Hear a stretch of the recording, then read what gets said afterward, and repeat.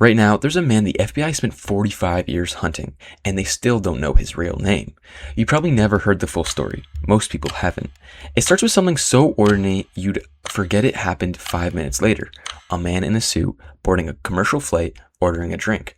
By the time that plane landed, $200,000 was missing. A passenger had vanished midair, and one of the largest manhunts in America's history had already failed before it began. How does a man disappear from a moving airplane 6 miles up in the middle of a storm and never turn up again? Not dead, not alive, just gone. You're about to find out why nobody has ever actually answered that question. He called himself Damn Cooper. A ticketing error later turned that into DB Cooper, and the name stuck. He boarded Northwest Orient Flight 305 in Portland, Oregon, bound for Seattle. He ordered a bourbon and a soda. He lit a cigarette. Nothing about him stood out. That was the point. Somewhere over the Pacific Northwest, he had passed a note to a flight attendant named Florence Schaffner. She assumed it was a phone number. Men did that sometimes. She slipped into her purse without reading it. He leaned in and told her to read it now. He had a bomb. The note was gone within minutes, but Cooper repeated the demands out loud, calmly, like he was reading off a grocery list. $200,000, 4 parachutes, and no funny business. Have you ever noticed how the most dangerous people rarely raise their voice? He opened his briefcase just enough to show wires and red cylinders. Schaffner believed him instantly, and so did everyone else. The plane circled Seattle for hours while the FBI scrambled.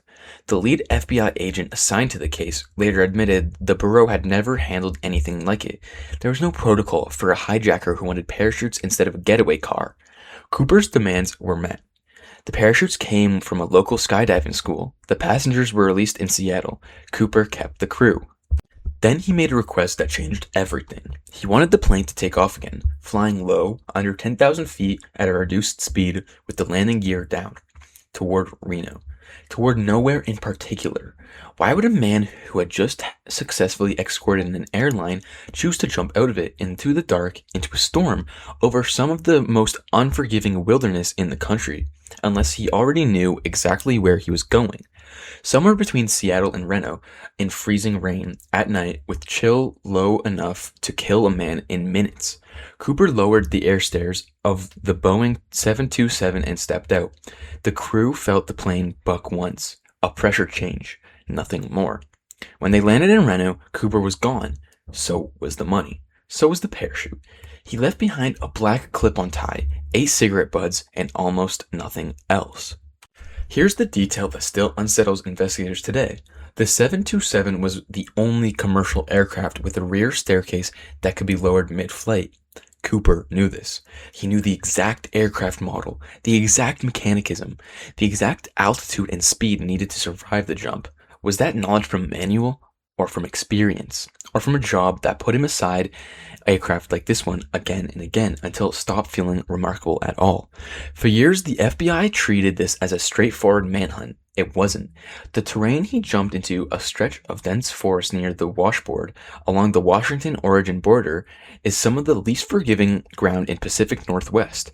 Steep ravines, freezing rivers, trees so dense that the search teams lost each other in daylight. If Cooper survived the jump, the wilderness might have finished the jump anyway. So which was it? Did the mountains kill him, or did he outsmart them too? Then, in 1980, a family camping in the banks of Columbia River found something buried in the sand. A boy named Brian Ingram, 8 years old, was digging near Tina Bar when he found 3 disintegrating bundles of cash. The serial numbers matched Cooper's ransom money almost exactly. Nearly $6,000 of it, decayed and rubber banded, sitting in the riverbank of nearly a decade. How did it get there? Was it washed downstream from where Cooper landed, or was it planted deliberately to send investigators somewhere he never actually was? The money told investigators one thing clearly. It confirmed Cooper's rough flight path was real, but almost raised a new question nobody could answer. If the cash drifted naturally, it suggests Cooper came down much closer to the river than anyone had searched. And if it didn't drift naturally, someone had touched that money after Cooper vanished, which meant someone out there knew more than we were saying. That tie ended up in the hands of Tom Kay, a forensic scientist who spent years examining it under an electron microscope, alongside a volunteer group that came to be known online as the Citizen Sleuths. What they found was strange. Microplastic particles embedded in the tie's fibers, titanium, and a rare metal alloy used almost exclusively in aerospace and chemical manufacturing in the early 1970s. Not something you picked up from an office job, not something most people would ever come near. Think about what that means. A man steps onto a commercial flight in a plain business suit, blending in perfectly, while his tie quietly carrying trace evidence of a career spent somewhere far more technical and far more secretive than anyone assumed. Was Cooper an engineer? A contractor for a defense supplier? Someone with security clearance high enough that his real name never needed surface, because the people around him had every reason to make sure it didn't? The FBI chased hundreds of suspects. Richard Floyd McCoy, a former paratrooper who committed an almost identical hijacking 8 months later, was investigated closely. He had the skills, but his physical description didn't match, and he was in prison, then dead, before the case could close around him. Duane Weber confessed to his wife on his deathbed, whispering that he was Dan Cooper, but his fingerprints didn't match evidence from the plane. Kenneth Christensen, a former paratrooper who worked for the very airline Cooper hijacked, fit an unsettling number of details, right down to physical resemblance.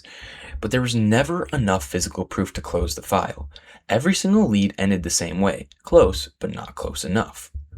In 2016, the FBI formally suspended active investigation into the case, not because it was solved, because after 45 years and thousands of leads, there was simply nothing left to chase. Do you understand what that means? A man robbed a commercial airline in front of dozens of witnesses, jumped into a storm at night, and the largest investigative agency in the country ran out before they ran out of case. What lingers isn't just that Cooper got away.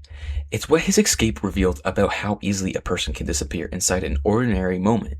He didn't hide in a crowd.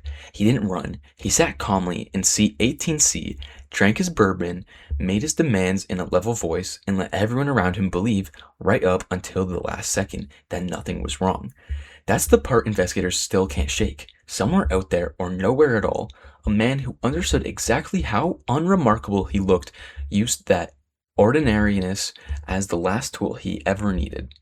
So the next time you sit next to a stranger on a plane, order a drink, and forget their face 5 minutes later, remember this: the FBI still doesn't know his real name, and you would have believed him too.